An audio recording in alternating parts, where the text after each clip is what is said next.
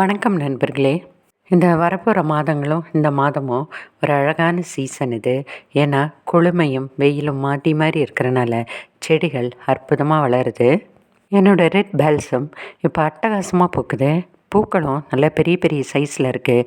பூக்கள் காய காய இப்போ நான் அந்த விதைகளை கொஞ்சம் கொஞ்சமாக சேகரித்து கொண்டே வரேன். ஏன்னா ஒரு தடவை பூ கிடச்ச பிறகு விதைகள் சேர்ப்பது தான் புத்திசாலித்தனம்.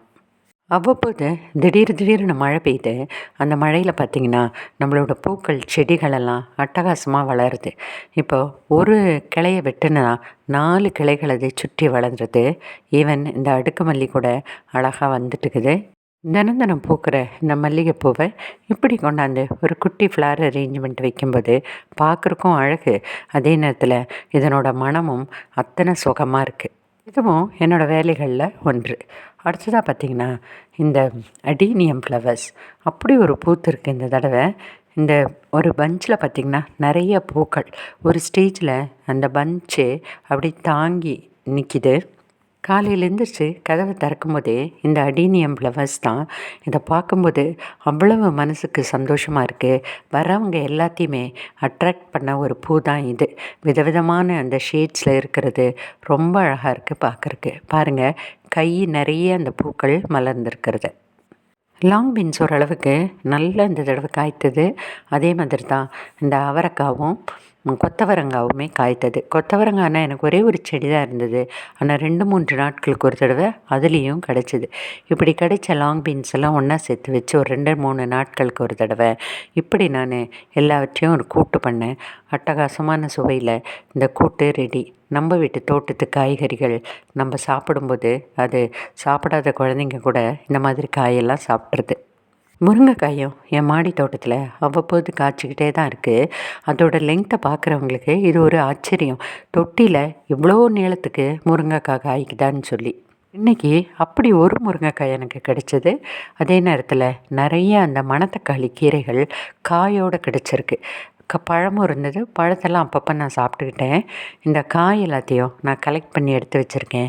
புளிக்குழம்பு செய்யும்போது அந்த காயில் செய்யும்போது அது ஒரு வித்தியாசமான சுவையில் நமக்கு கிடைக்கும். ஹெல்த்துக்கும் அது ரொம்ப நல்லது. இப்படி ஒரு பஞ்ச் கிடைக்கும்போது நமக்கு எவ்வளவு சந்தோஷம். கருவேப்பிலை செடிகளை வெட்டி விட்டதில் இப்போ மழை வந்ததில் பார்த்திங்கன்னா புது புது இலைகள் இப்படி பச்சை பசேல்னு வந்திருக்கு. பார்க்கும்போதே சட்னி செஞ்சு சாப்பிட்லாமான்னு கூட ஒரு டெம்டேஷன் தான். இந்த சீசனில் செரி டொமேட்டோஸ் ஃபஸ்ட்டு காய்த்து பழுக்க ஆரம்பிச்சிருக்கு. இனி தினமும் கிடைக்கும். அடுத்தது சாதா டொமேட்டோஸும் இப்போ பழுக்க ஆரம்பிக்குது. செரி டொமேட்டோ பேக்கில் பார்த்திங்கன்னா திடீர்னு இன்னொரு கன்று பக்கத்துலேயே வந்திருக்கு. இப்போ அதை எடுத்து நான் வேறொரு தொட்டியில் ட்ரான்ஸ்பிளான்ட் பண்ணேன். இப்போ இந்த தக்காளி நாற்றுகள் எப்படி வந்ததுன்னே எனக்கு தெரியல. அதே போல் அவரைக்காய் செடியில் பார்த்திங்கன்னா 2 குட்டி சேனக்கிழங்கு நாற்றுகள் வந்திருக்கு. இதையும் எடுத்து வேறு இதில் நட்டியிருக்கேன். தோட்டத்தில் வளர்த்தியிருந்த இந்த ரெட் லில்லிஸ்லேருந்து எடுக்கும்போது பார்த்திங்கன்னா நல்ல பெரிய பெரிய சைஸில் அந்த கிழங்குகள் கிடச்சது, பல்ப்ஸ். அதையும் எடுத்து சேவ் பண்ணி வச்சுருக்கேன். கலோன்சோ ஃபேமிலியில் எனக்கு ஒரு செடி கிடச்சிது. அதை கட் பண்ணி இப்படி வச்சதில் பார்த்திங்கன்னா நல்ல வேர் விட்டு வளர்ந்துருக்கு. இந்த இலைகள் நல்ல ரோசஸ் போல் இருக்கும். ஆஷ் கலருக்கு இது மாறும்.